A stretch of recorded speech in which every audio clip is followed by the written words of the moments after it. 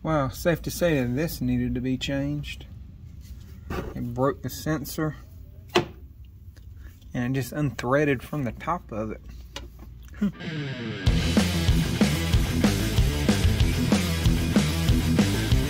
What's up everybody, and welcome back to the channel. Today I'm sitting in a 2007 Escalade ESV, and we're going to be doing the rear shock absorbers on this. This does have the air shocks on it, and I'm going to show you how to take those off. But the first thing we're going to have to do is we're going to have to release the air in the system, and we're going to do that with a scanner right here.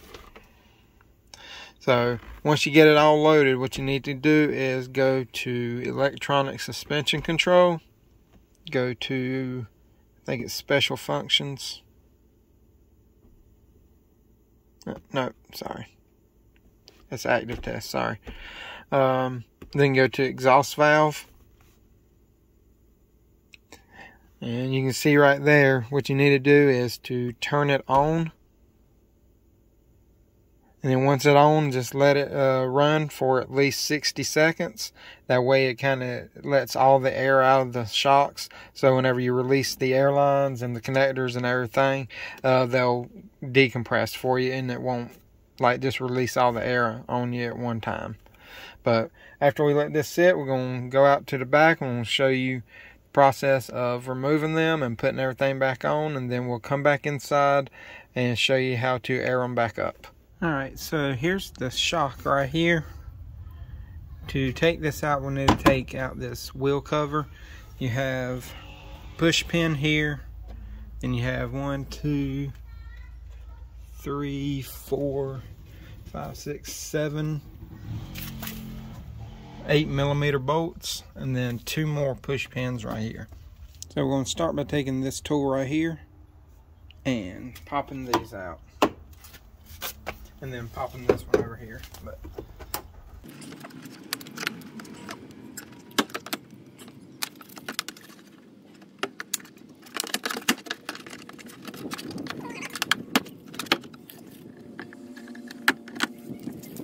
as you can see, the one that goes in here is one of the little Christmas tree ones. And then the other one's just the little 2-piece connectors.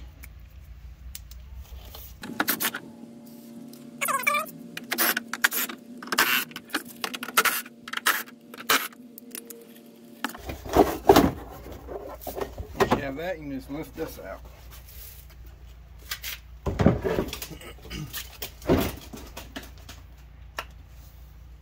That's your connector. This one, like I said, is broke.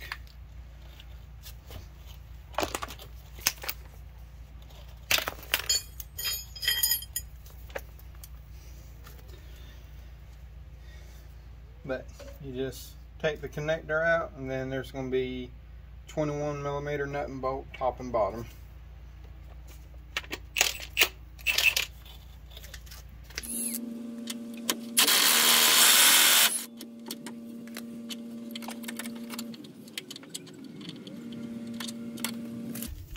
Alright, so as you just saw, that top one right there can be a little bit of a pain to get to because of these cooling lines or heater lines right here.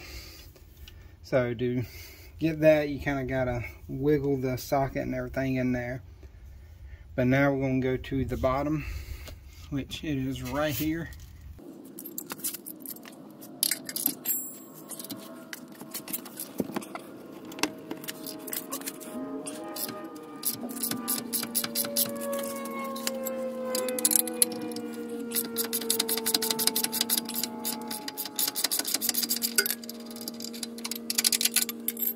Only thing left to do is disconnect this right here. Well, don't fling it everywhere, but that's the air fitting. As far as part number, this is the part number for the shock. The airline and the connector both go towards the back of the truck.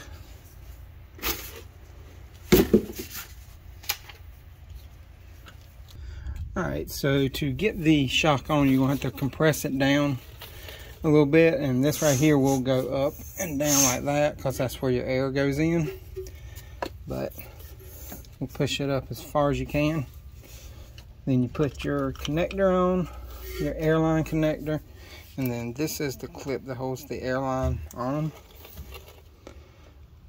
All it does is just goes in there and keeps it from pulling out. It's pretty much that simple. But now all we got to do after that is just tighten the bolts rest of the way down, put our tire on, and then we'll activate the compressor with our scanner.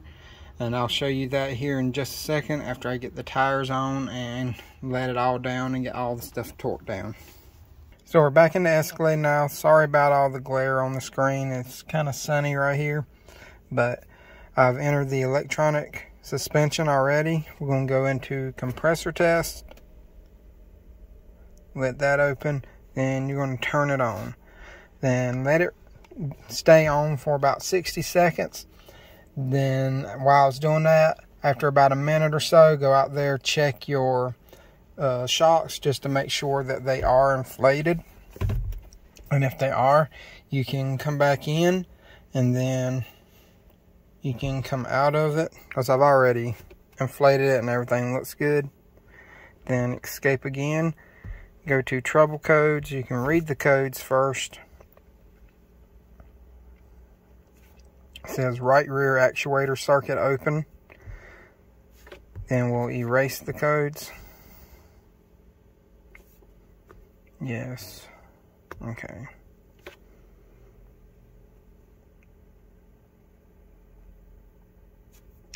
And now there are no fault codes detected in that. So we have it running now. We're going to go back in and check. Make sure there's no trouble codes.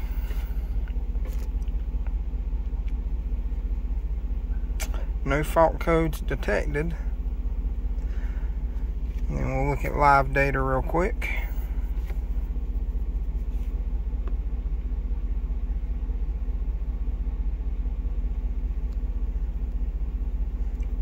Everything looks good there.